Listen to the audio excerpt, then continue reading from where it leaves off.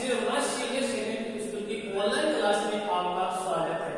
कक्षा 12 के विषय अर्थशास्त्र के बारे में हम पहले अध्याय के बारे में अध्ययन करेगा। पहले अध्याय का नाम है अर्थशास्त्र का परिचय।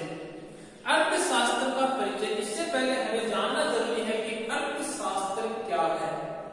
अर्थशास्त्र एक व्यापक विषय वस्तु है। अर्थशास्त्र क्या है? एक व्यापक विषय वस्तु है।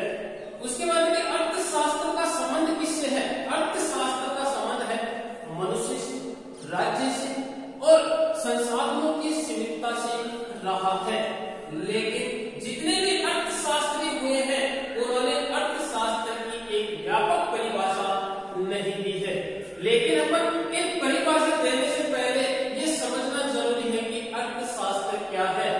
आपने क्लास 11 में पढ़ा है कि अर्थशास्त्र वह विषय वस्तु है जिसके द्वारा साधनों की सीमितता एवं मनुष्य की अत्यधिक आवश्यकताओं के बारे में अध्ययन किया जाता है। अर्थात मनुष्य के पास में साधन सीमित है और उसकी आवश्यकताएं अत्यधिक है और उन संसाधनों का भी क्या होता है? वैकल्पिक प्रयोग होता है। उसे क्या कहा गया है? अर्थशास्त्र कहा गया है। अर्थात अर्थशास्त्र किसे कहा गया है? अर्थशास्त्र वह विषय वस्तु है जिसमें संसाधन सीमित है और मनुष्य की आवश्यकताएं असीमित होती है और उन सीमित संसाधनों का भी वैकल्पिक प्रयोग होता है। एक एग्जाम्पल के द्वारा आप समझ सकते हैं कि साधन सीमित कैसे है। मान लीजिए कि आपके पास में 10,000 रुपए है और तो 10,000 रुपए आपके पास में क्या हो गए हैं? सीमित संसाधन है। तो 10,000 रुपए आपके पास में क्या है? सीमित संसाधन है और उन 10,000 रुपए का आप किस तरह से यूज करेंगे? क्योंकि आपकी आवश्यकताएं क्या है? अत्यधिक है। आपकी आवश्यकताएं बहुत अधिक है। तो उन 10,000 रुपए का आप किस प्रकार से प्रयोग करेंगे? तो सबसे पहले आप प्रयोग इस प्रकार से करेंगे जो आपको सबसे ज्यादा जरूरी चीजें हैं उन पर आप उनको खर्च करेंगे। उन पर क्या करोगे? खर्च करोगे। उसके बाद में आपके जो अन्य खर्चे हैं उनके ऊपर खर्च किया जाएगा। अर्थशास्त्र में सीमांत समझाता है कि जो संसाधन सीमित है उसका प्रयोग किस प्रकार से किया जाए जिससे कि हमें अत्यधिक संतुष्टि प्राप्त हो सके। उसके बाद में मैं बताया था कि अर्थशास्त्र की परिभाषा। अब देखो अर्थशास्त्र की परिभाषा, अर्थशास्त्र की परिभाषा अलग अलग दी गई है क्योंकि आपने 11वीं क्लास में पढ़ा है कि जहां पर 6 अर्थशास्त्री बैठते हैं, 5 अर्थशास्त्री बैठते हैं, उनके विचार 6 प्रकार के आते हैं। उसी प्रकार से अर्थशास्त्र की अलग अलग अर्थशास्त्रियों ने अलग अलग परिभाषाएं दी है। सबसे जो पहली परिभाषा दी गई है वो किसके द्वारा दी गई है? एडम स्मिथ के द्वारा दी गई है। और एडम स्मिथ ने अर्थशास्त्र की कौन सी परिभाषा दी है? धन से संबंधित परिभाषा दी है। तो एडम स्मिथ के द्वारा कौन सी परिभाषा दी गई है? धन से संबंधित परिभाषा दी गई है। उसके बाद में दूसरी परिभाषा दी है अल्फ्रेड मार्शल ने। अल्फ्रेड मार्शल ने कौन सी परिभाषा दी? आर्थिक कल्याण से संबंधित। तो अल्फ्रेड मार्शल के द्वारा कौन सी परिभाषा दी गई है? आर्थिक कल्याण से संबंधित। अर्थात आर्थिक कल्याण क्या? अर्थात हर मनुष्य का आर्थिक कल्याण होना जरूरी है। उसके बाद में है रॉबिन्स। रॉबिन्स ने कौन सी परिभाषा दी है? सीमित संसाधनों से संबंधित। जो मैंने आपको पहले बता दिया था कि मनुष्य के पास में या देश के पास में संसाधन क्या होते हैं? सीमित होते हैं और उसकी आवश्यकताएं क्या होती है? असीमित होती है। उसके बाद में चौथी परिभाषा दी है प्रोफेसर जेके मेहता ने। और प्रोफेसर जेके मेहता ने कौन सी परिभाषा दी है? आवश्यकता विहीनता से संबंधित परिभाषा दी है। उसके बाद में सैमुअलसन ने कौन सी परिभाषा दी है? विकास से संबंधित परिभाषा की। अर्थशास्त्र की 5 तरह की परिभाषाएं दी गई है। दोबारा देखो एक बार पीछे, क्योंकि 5 परिभाषा परीक्षा की दृष्टि से महत्वपूर्ण है। इनमें से आपको एक परिभाषा जरूर पूछ सकते हैं। दोबारा देखो, एडम स्मिथ के द्वारा कौन सी परिभाषा दी गई? धन से संबंधित।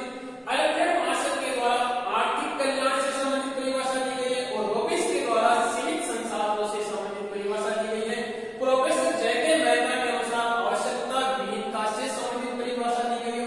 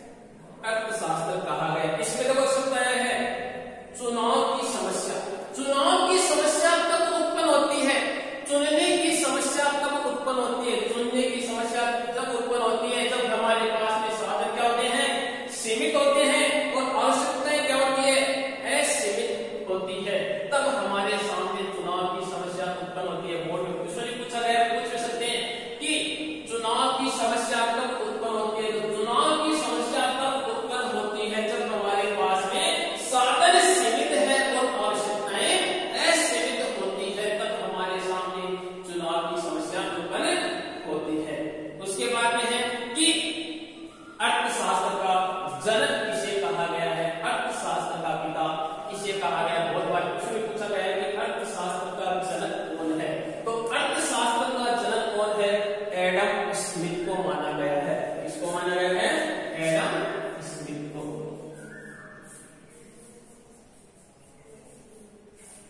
एडम स्मिथ को अर्थशास्त्र का जनक माना गया है। इसको याद कर लेना कि अर्थशास्त्र का जनक कौन है। अर्थशास्त्र का जनक एडम स्मिथ है। उसकी पुस्तक कौन सी है? उसकी पुस्तक है an inquiry into the nature and the causes of the wealth of the Nations.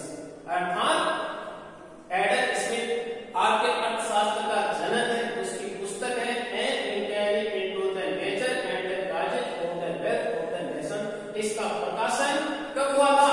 इसका प्रकाशन हुआ था 1776 में हुआ था। ये तीनों चीजें आपके लिए बहुत ही मोस्ट है। जनक एडम स्मिथ, उसकी पुस्तक और उसका प्रकाशन कब किया गया था।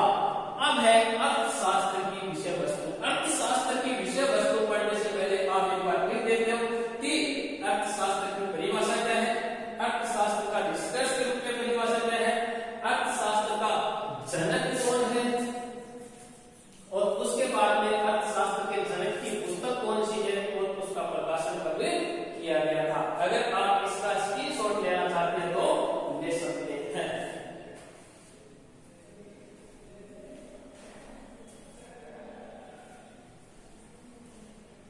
ले लिया सबने स्क्रीनशॉट इसका? चलो तो आगे देखते हैं। उसके बाद में आता है आपके कि अर्थशास्त्र की विषय वस्तु क्या है। अर्थशास्त्र में किन किन विषय वस्तु को शामिल किया गया है।